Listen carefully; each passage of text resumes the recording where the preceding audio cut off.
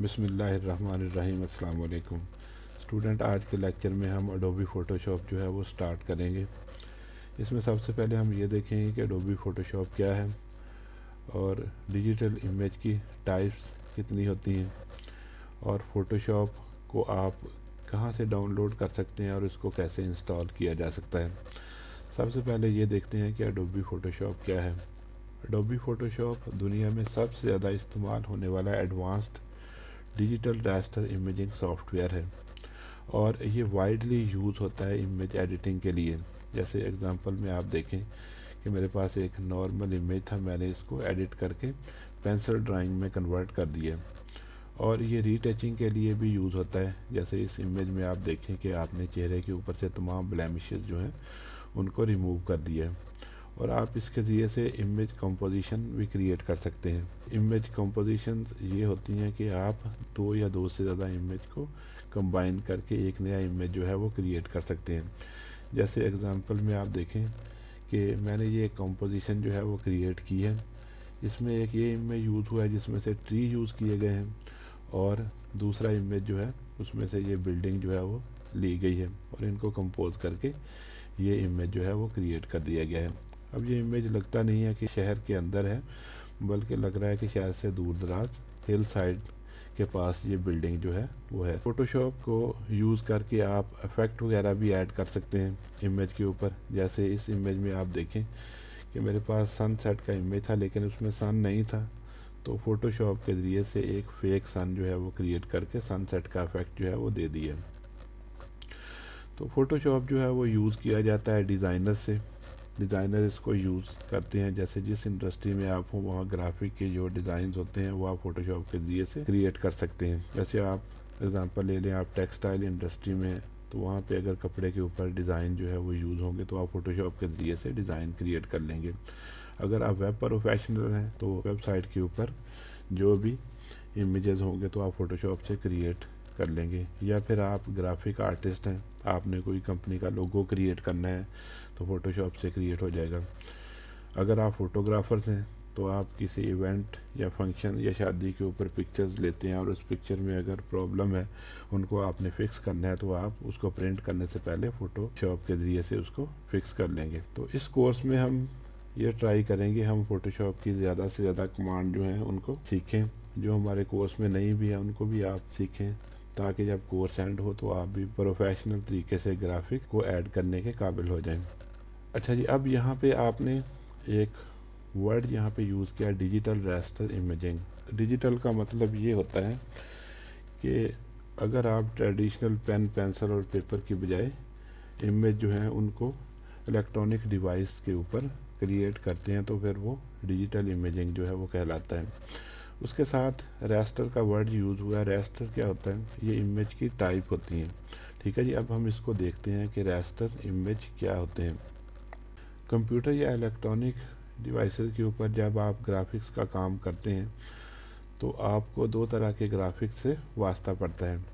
एक ग्राफिक्स जो होते हैं उनको रास्टर कहते हैं और दूसरे जो होते हैं उनको वेक्टर कहा जाता है। रास्टर इमेजेस या बिट मैप इमेजेस जो होते हैं ये छोटे छोटे डॉट या स्क्वायर से मिलके बनते हैं जिनको पिक्सेल्स कहा जाता है।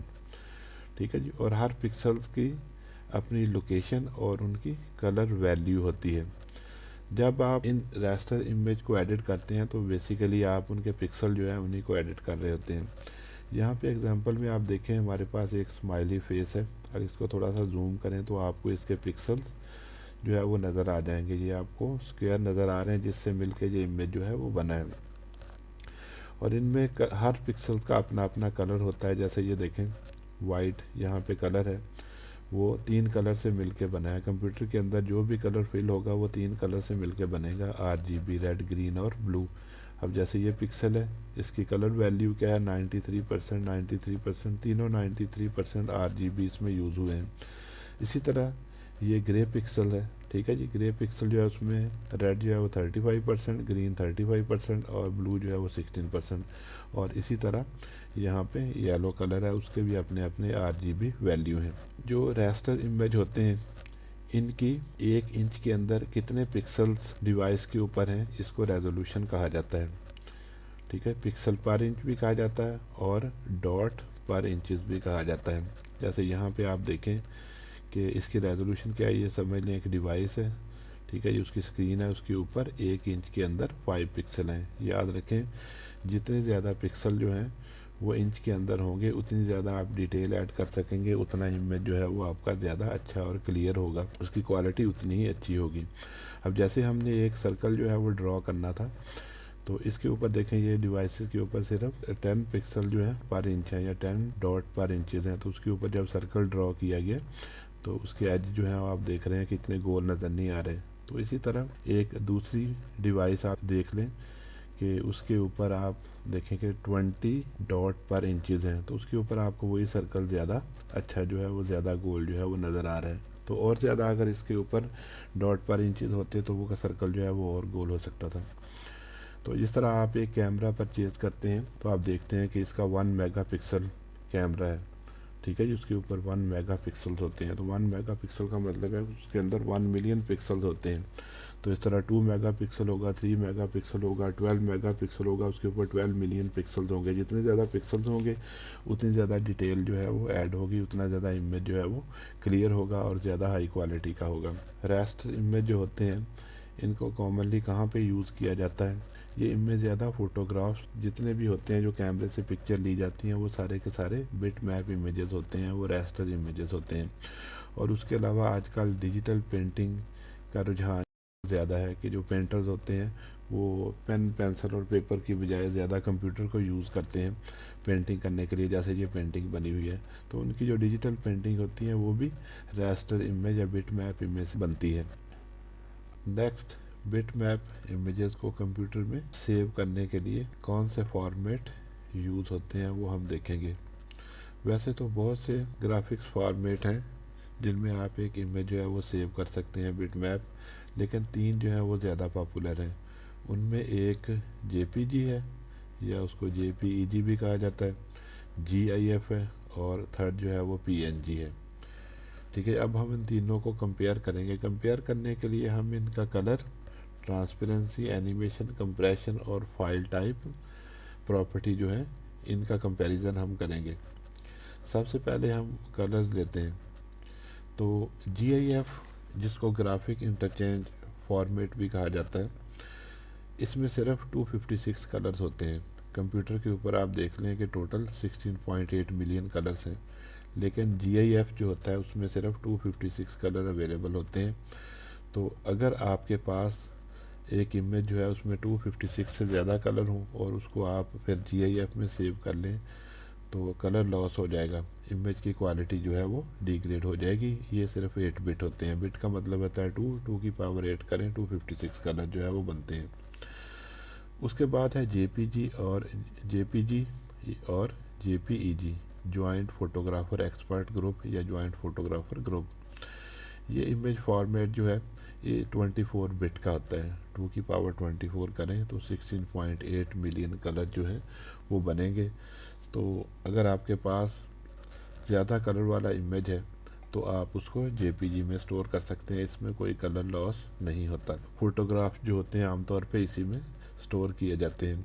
और GIF जो है इसमें इस तरह के, जिस तरह आप देख रहे होते हैं कि कम कलर के इमेजेस जो होते हैं, जैसे आजकल फेसबुक के ऊपर आप जिफ जो है वो सेंड करते हैं, वो एक कलर के होते हैं, पीले कलर के या रेड कलर के, तो वो GIF फॉर्मेट में होते हैं। उसके बाद है PNG पोर्टेबल नेटवर्क ग्राफिक्स।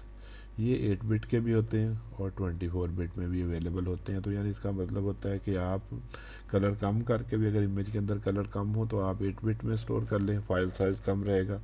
और अगर इमेज के अंदर कलर ज़्यादा है तो फिर आप 24 बिट में भी सेव कर सकते हैं। ये भी एक अच्छा फॉर्मेट है, अगर आप पूरे कलर जो है वो इमेज में चाहते हैं तो आप इसमें सेव कर सकते हैं। अच्छा, उसके बाद नेक्स्ट होता है ट्रांसपेरेंसी। इन तीनों में से ट्रांसपेरेंसी कौन सा फॉर्मेट सपोर्ट करता है और कौन सा नहीं करता। ट्रांसपेरेंट जिस तरह ग्लास होता है कि जिसके अंदर से आप देख सकते हैं, जैसे यहाँ पे ये ओरिजिनल इमेज ये है मेरे पास, इसमें आप देखें ये ग्लास है, इसके नीचे से दूसरा इमेज जो है वो आप देख रहे हैं, ये ट्रांसपेरेंट एरिया है, ठीक है जी। और दूसरा आप यहाँ पे देखें कि कंप्यूटर के ऊपर कोई भी इमेज जो है वो बेसिकली इस तरह चौरस होता है, ठीक है जी। तो ये इमेज यहाँ से स्टार्ट होता है, यहाँ पे एंड होता है, और यहाँ पे बिल्कुल ट्रांसपेरेंट एरिया, ये बैकग्राउंड जो है ये ट्रांसपेरेंट है, और कुछ एक ऑब्जेक्ट जो ग्लास है ये भी ट्रांसपेरेंट है। तो जब हम इसको सेव करें तो ये बिल्कुल इस तरह से नज़र आना चाहिए। जब हम इस तरह से ये देखें, इसको मूव करें, इसको इस तरह से मूव करें, बैकग्राउंड जो है वो यहाँ पे ग्लास जाए, उसी तरह ट्रांसपेरेंट नज़र आना चाहिए, ठीक है जी। तो यहाँ पे आपने देख लिया कि दो तरह की ट्रांसपेरेंसी है, एक तो ऑब्जेक्ट जो है उसको ट्रांसपेरेंट किया गया है, और दूसरा जो है यहाँ पे बैकग्राउंड जो है वो ट्रांसपेरेंट है, यहाँ पे कुछ भी नहीं है, ठीक है जी। तो अब जब हम इनको डिफरेंट फॉर्मेट में सेव करेंगे तो हम देखते हैं कि ये ट्रांसपेरेंसी कौन सा फॉर्मेट सपोर्ट करता है और कौन सा सपोर्ट नहीं करता।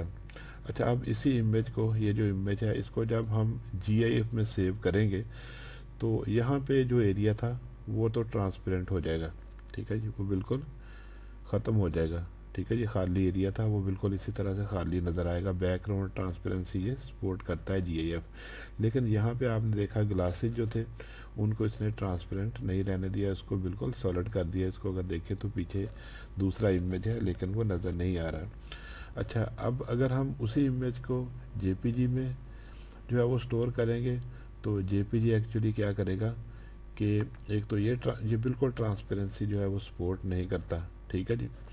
तो ये क्या करेगा, यहाँ पे नहीं इमेज था वहाँ भी उसने ऑटोमेटिकली वाइट कलर कर दिया, ठीक है जी, क्योंकि इमेज चौरस होता है, यहाँ से स्टार्ट होगा यहाँ पे एंड होगा, तो यहाँ पे कुछ भी नहीं था, ट्रांसपेरेंट एरिया था, तो उसने ऑटोमेटिकली वाइट कलर कर दिया, बैकग्राउंड के ऊपर वाइट कलर आ रहा है।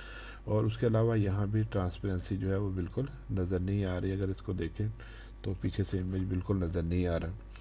तो तीसरा जो है PNG को अगर हम देखें तो इसने 100% जो है वैसा ही इमेज सेव किया है जिस तरह फ़ोटोशॉप के अंदर हमने इमेज कंपोज किया था। तो इसको अगर हम देखें तो इसकी ट्रांसपेरेंसी जो है वो यहाँ पे ऑब्जेक्ट की ट्रांसपेरेंसी जो है वो भी नज़र आ रही है, उसके अलावा बैकग्राउंड जो है वो भी ट्रांसपेरेंट जो है वो इसने की है। तो ट्रांसपेरेंसी में अगर हम देखें तो PNG जो है वो सबसे ज़्यादा बेटर इमेज टाइप है। अच्छा जी, उसके बाद हम एनिमेशन में जाते हैं। एनिमेशन के हिसाब से कंपेयर करते हैं कि अगर आपने कोई एनिमेटेड इमेज जो है वो रखना है तो उसके लिए कौन सा अच्छा फॉर्मेट है। एनिमेशन में अगर हम GIF देखें तो GIF एनिमेशन सपोर्ट करता है, और JPG भी सपोर्ट नहीं करता, और PNG जो है पोर्टेबल नेटवर्क ग्राफिक ये भी सपोर्ट नहीं करता। सिर्फ एनिमेशन का सपोर्ट जो है वो GIF करता है, ठीक है जी। तो इसको समझने के लिए यहाँ हमारे पास एक इमेज है। अच्छा, ये हमारे पास एक इमेज है, ये एनिमेटेड है, क्लिप है एक एनिमेटेड। इसको रन करके देखते हैं।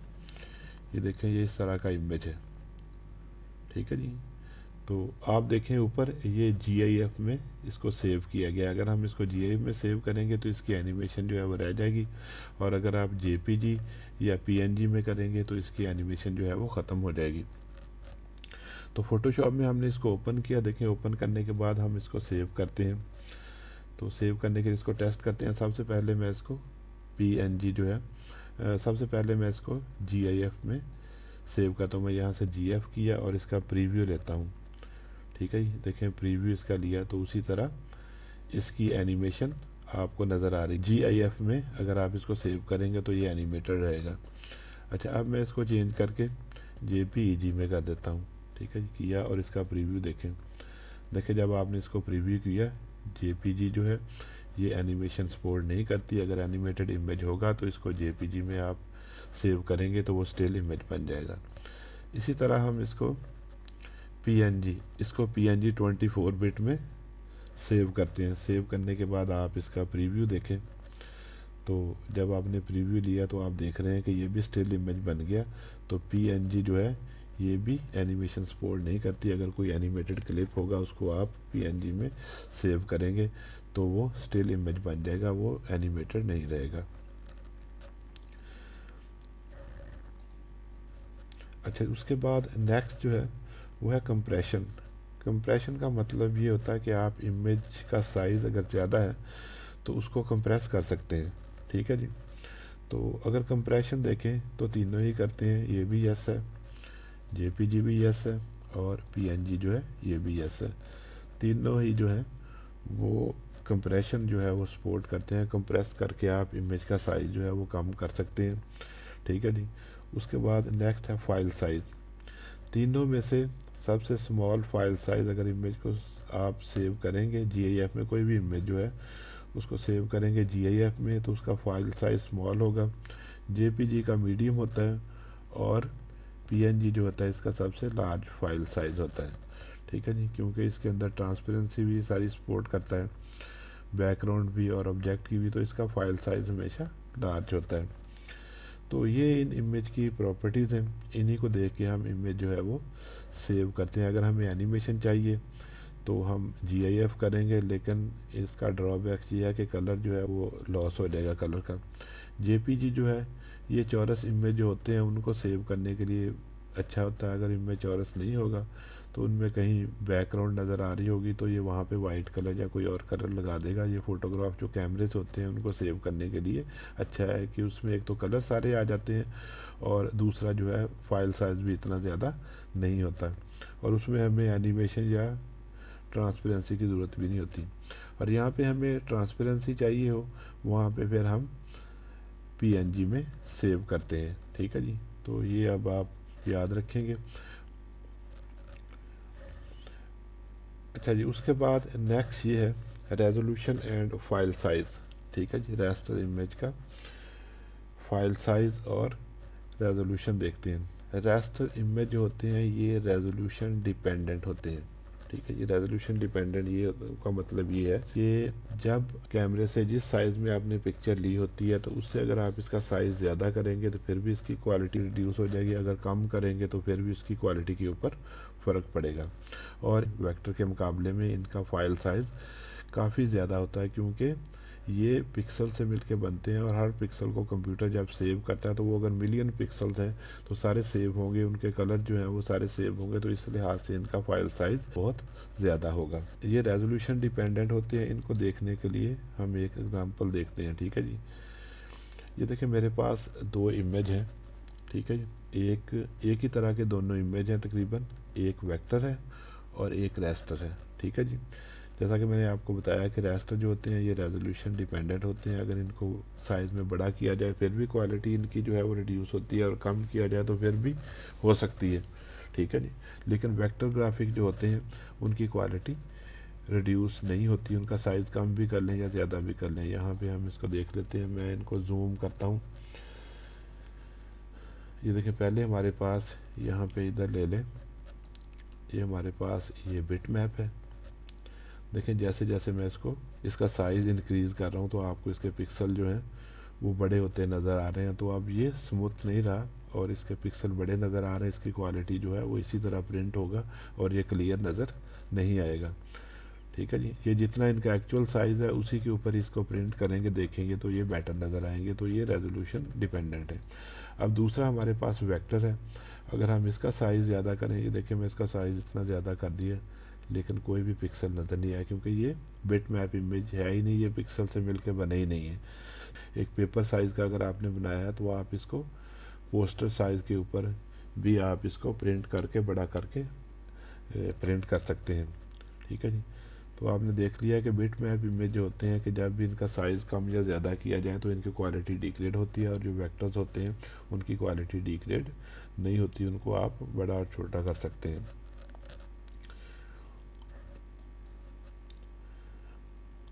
Next vector images, vector graphics, vector shapes और वेक्टर ऑब्जेक्ट्स। ये ग्राफिक्स पिक्सल से मिलकर नहीं बनते बल्कि ज्योमेट्रिक शेप जो होती हैं उनसे मिलकर बनते हैं, जैसे पॉइंट, लाइन, कर्व्स वगैरह से मिलकर बनेंगे। और ये कॉमनली यूज़ होते हैं पेज लेआउट, अगर आप कोई मैगज़ीन वगैरह का डिज़ाइन बना रहे हैं तो उसमें यूज़ होंगे। अगर आप कोई टाइप कर रहे हैं तो फ़ॉन्ट वगैरह, जिस तरह पीडीएफ है एडोबी एक्रोबैट रीडर, उसके अंदर आप टाइप करते हैं तो उसका फॉर्मेट है वो वेक्टर है। लोगोस डिज़ाइन आप कर रहे हैं वो भी वेक्टर है।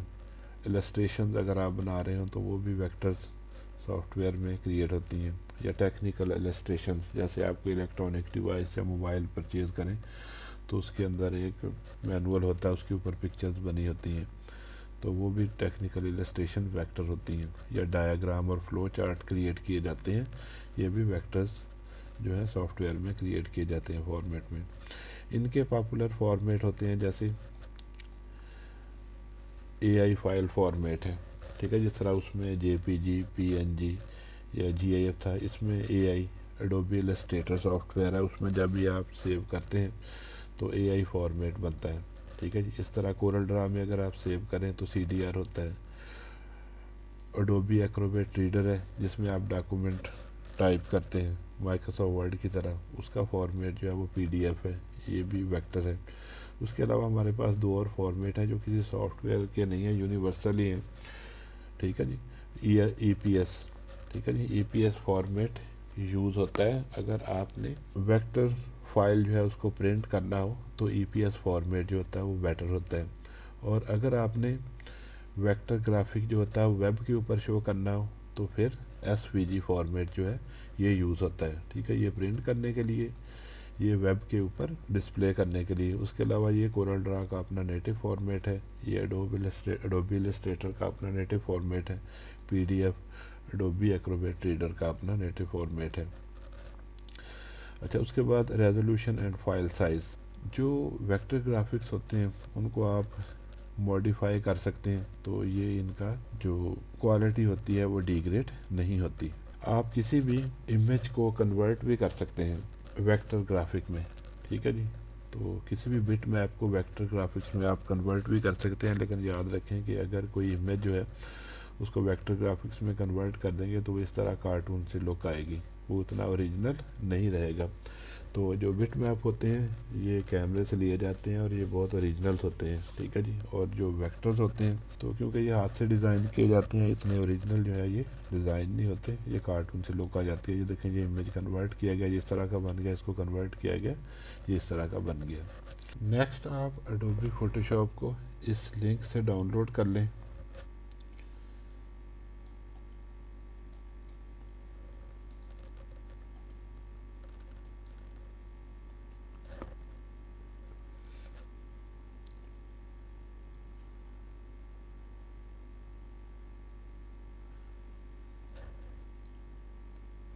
अच्छा जी, विंडोज़ के लिए एक ये फ़ाइल आप डाउनलोड कर लें, इसको क्लिक कर दें।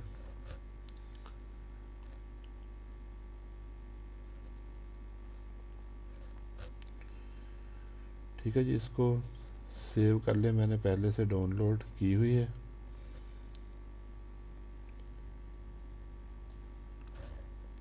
उसके बाद ये सेकंड फाइल जो है इसको भी डाउनलोड कर लें, ठीक है। इसको भी आपने सेव कर लेना है। अच्छा, मैंने ये दोनों फाइल्स पहले से डाउनलोड की हुई हैं। अब आपने क्या करना है, आपने फ़ोटोशॉप वाली फ़ाइल है, इसको आपने क्लिक करना है और नेक्स्ट का बटन प्रेस कर देना है।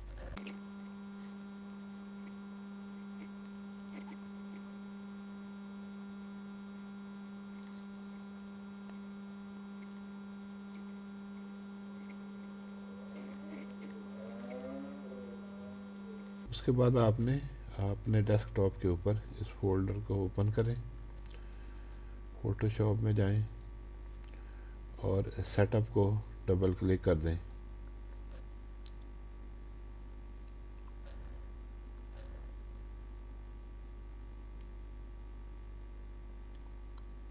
एक्सेप्ट,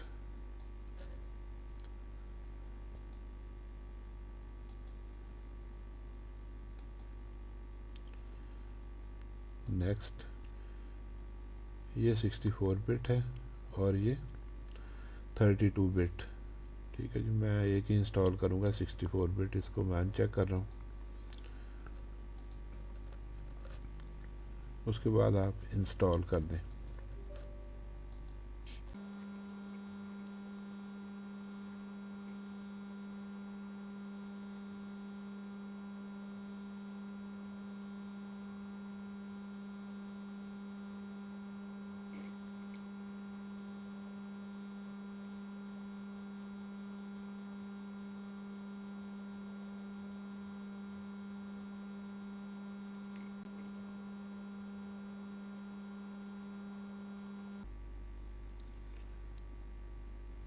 डन को क्लिक कर दें, क्लोज कर दें। उसके बाद ये फाइल है, इसको आप कॉपी करें और C drive program files, Adobe 5.164 bit, और यहाँ पे इसको पेस्ट कर दें। तो replace the file in the destination करके ओके कर दें।